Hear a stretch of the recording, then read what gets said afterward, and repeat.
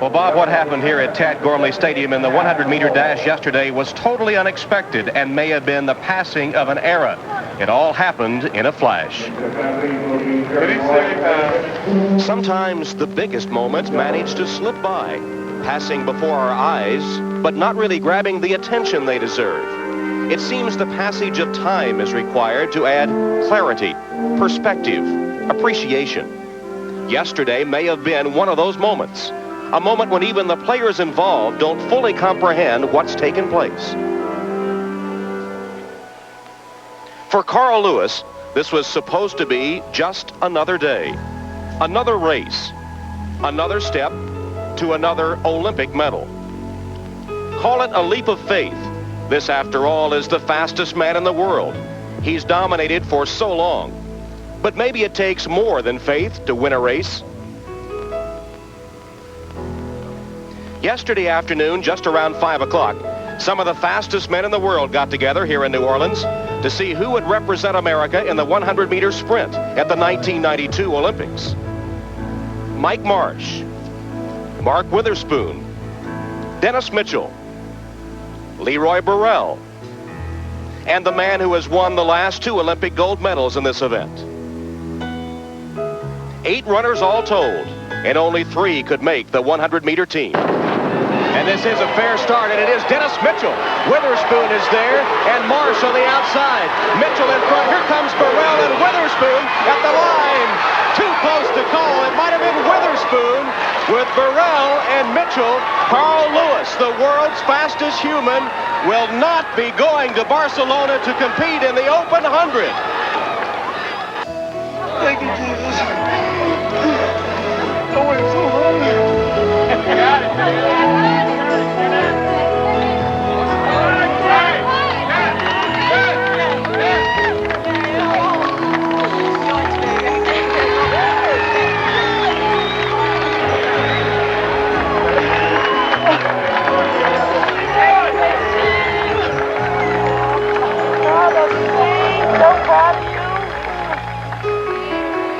In just 10 seconds, Olympic dreams were fulfilled.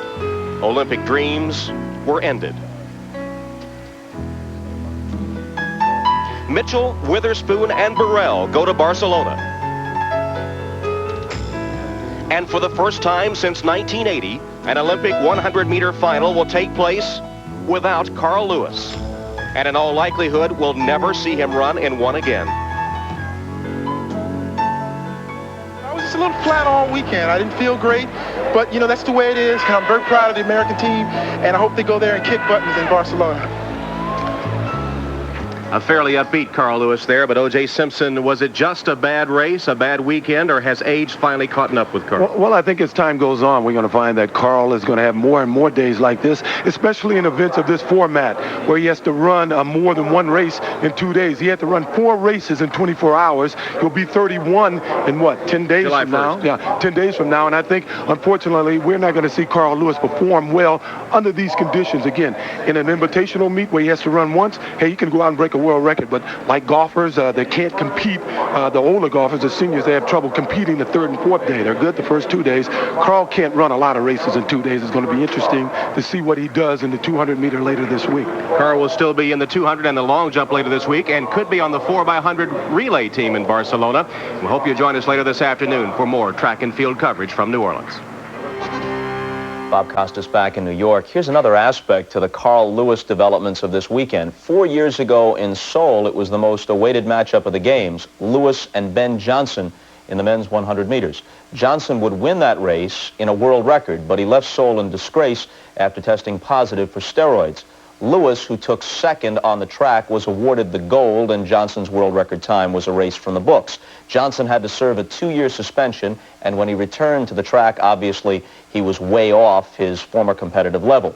Meanwhile, Lewis continued to prosper. But yesterday, in what was an extraordinary bit of irony, Ben Johnson qualified for the Canadian Olympic team, finishing second at that country's Olympic trials in a time of 10.16 in the 100 meters. On the same afternoon, of course, Lewis was finishing 6th in the 100 in New Orleans, out of the running for an Olympic spot, and his time was slower than Johnson's, 10.28. way off the 9.86 still standing world record time he ran last year at the Tokyo World Championships.